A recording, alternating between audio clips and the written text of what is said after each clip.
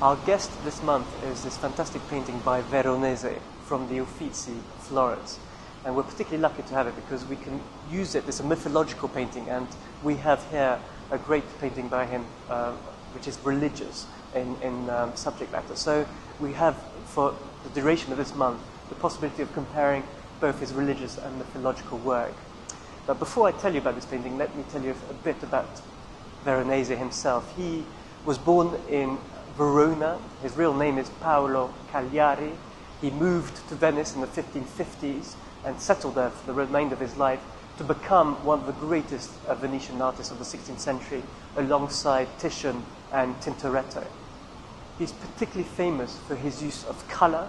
You can see that in the orange ochre that he uses for Mercury's garment, but also for his landscape and the way he sets figures in space and creates these very harmonious compositions.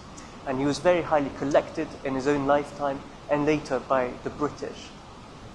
The subject matter of this picture has aroused quite a lot of discussion.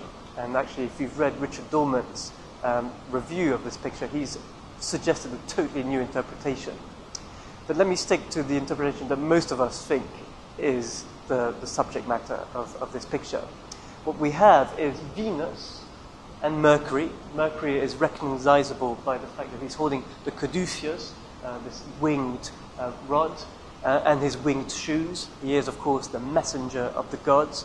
He is accompanied by Venus, who's shown naked next to him, and then a child who hides beneath her draperies. And Mercury is holding a newborn child. And they're all looking up to what we can now see, the legs of somebody, and I'll tell you who it is because you can recognize him straight away from the eagle. That is Jupiter.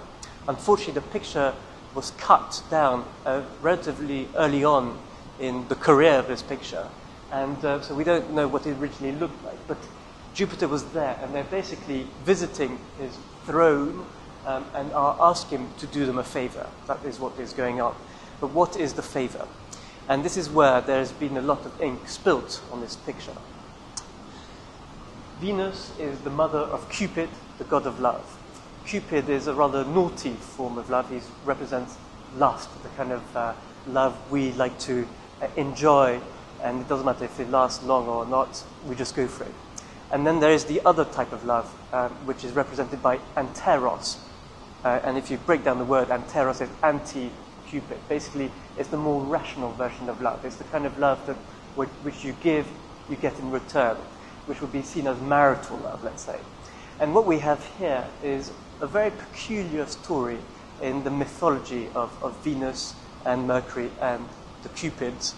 I say Cupid because Cupid, when he was born, did not grow, and Venus was getting worried about the fact that Cupid just wouldn't turn into a man.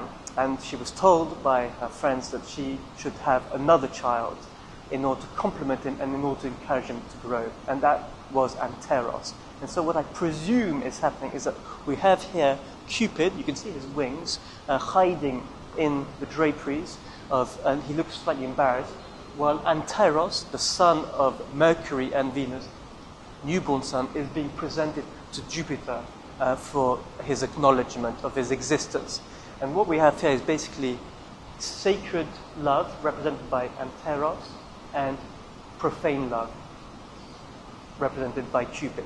And the two together are basically complement each other in order to provide a harmony in lovemaking of the 16th century. So what I would like to suggest here is that this picture was probably commissioned by a family who either had just had children or had just been married as a celebration of their union. The picture can, however, also be purely appreciated for its sheer beauty, and the way he uses landscape in the far left-hand corner to create that sort of bucolic atmosphere. The way he depicts the femininity of Venus with her hand above her breast. This is very much the Venus, the mother, represented, and then the sheer handsomeness of Mercury looking up to Jupiter. The way he orchestrates his composition is what he was very well known for. And actually, a very good friend of mine pointed out as well that Veronese likes to use classical sculpture as his sources, and one of them is for actually the little Cupid beneath the drapery is directly based on a Cupid or an Amoretti that appears on a throne in Ravenna. So he's using architecture, well, he's using sculpture as a source to basically give his painting some kind of authority, a classical authority.